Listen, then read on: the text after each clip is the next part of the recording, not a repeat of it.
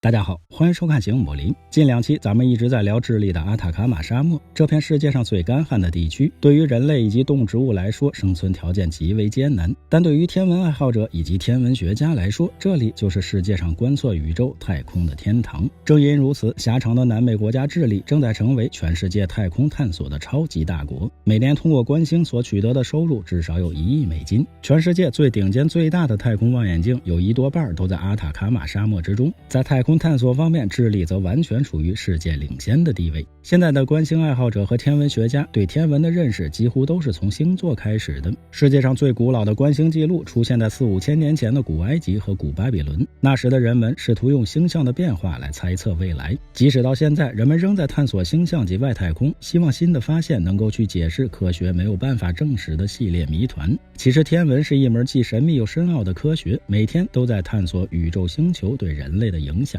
阿塔卡马沙漠400年来没下过一滴雨，一年甚至有300多天都是万里无云。另外高海拔和干旱再加上几乎没有光污染，使得这里不仅是离外太空最近的地方，同时也被誉为世界之眼，是观测宇宙天体最佳的地点，当然更是天文爱好者的朝圣之地。得天独厚的自然环境创造出清澈通透的夜空，阿塔卡马沙漠绝对是全世界最适合观星的地方。世界各地的游客都是慕名而来，聚集在一年4季都热闹非凡的沙漠观星小镇，镇上几十家观星旅行社几乎晚晚爆满。到这里的游客大都会参加观星团，一探宇宙深处迷人的奥秘。通过特殊结构的天文望远镜，即使在满月之夜也能清晰地欣赏浩瀚的星空。导游一般会用西班牙语和英语双语讲解，介绍望远镜使用的同时，还会讲述天文知识以及阿塔卡马古老的星空传说。当然，除了一些针对游客观星的望远镜之外，阿塔卡马沙漠中还有包括比哈勃望远镜清晰10倍的巨型麦哲伦望远镜，以及史上最大的光学望远镜欧洲极大望远镜。阿塔卡马沙漠的目标就是打造成世界天文学的中心，这其中最引人注目的就是阿塔卡马大型毫米及次毫米波阵列，这就是名副其实的世界之眼，其英文缩写为 ALMA， 在西班牙语中是灵魂的意思。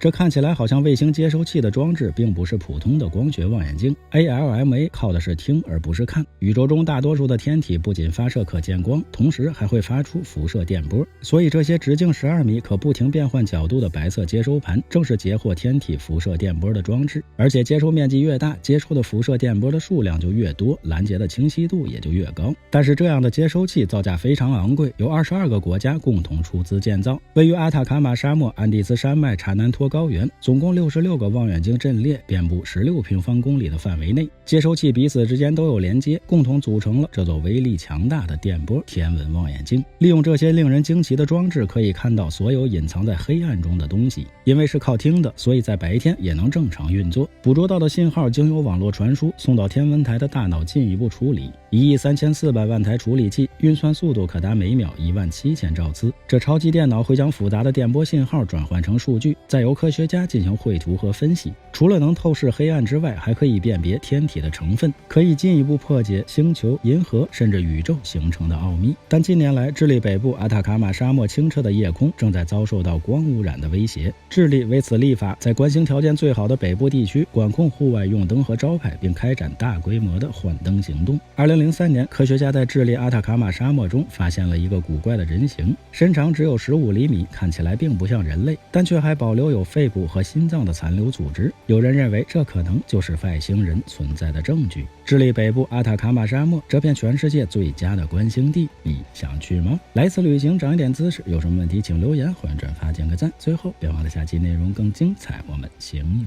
不离。